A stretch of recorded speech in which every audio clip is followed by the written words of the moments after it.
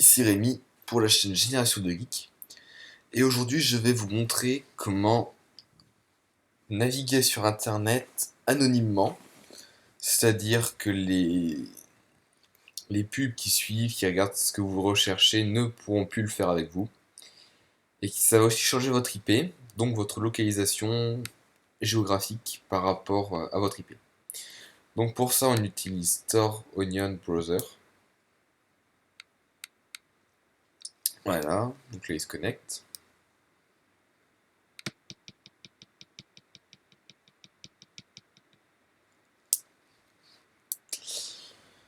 Donc Tor est un système en oignon, c'est-à-dire que les données sont cryptées par couche.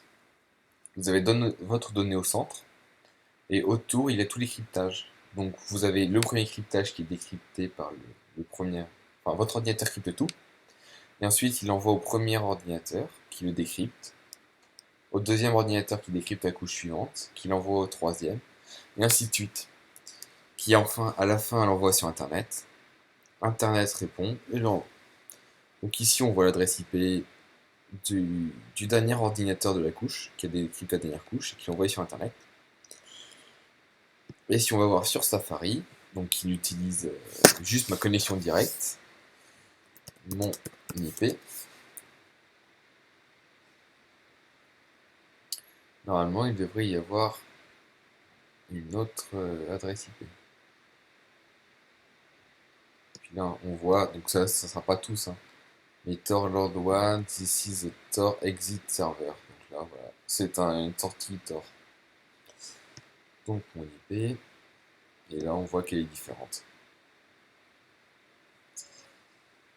Donc information complète, des fois on voit des Pays-Bas, Espagne et tout ça, mais on sait pas.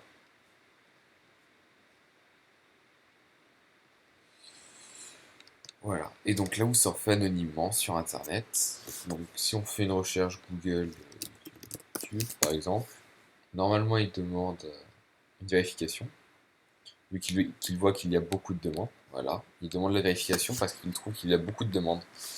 Ça c'est parce qu'il y a un ordinateur qui demande pour tous les, enfin, pour tous les ordinateurs qui sont connectés sur cette sortie-là. Donc Google demande une identification pour voir si c'est pas juste un robot qui faisait spam pour essayer de faire cracher leur serveur. Et voilà. Donc là, vous surfez anonymement sur Internet. Si à un moment vous trouvez le besoin de changer d'identité, par exemple, si vous trouvez que c'est lent, vous voulez sélectionner un autre nœud de sortie, vous faites nouvelle identité à ce niveau-là.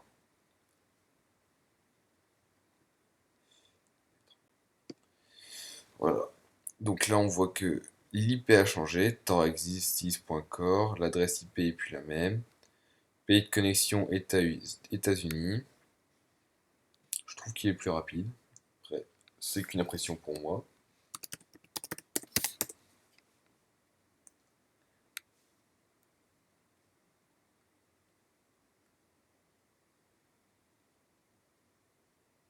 D'accord. Donc là, il dit que le réseau est saturé. Donc voilà, c'était le Tor. Merci d'avoir regardé cette vidéo. N'hésitez pas à partager la chaîne, à à me demander des choses. S'il y a des choses que vous voulez faire, n'hésitez pas à me les demander. Je pourrais essayer de vous les trouver, je pourrais vous faire des tutoriaux dessus. Et donc comme j'ai dit, n'hésitez pas à partager la chaîne. J'aimerais bien être un petit peu plus connu. Voilà, salut.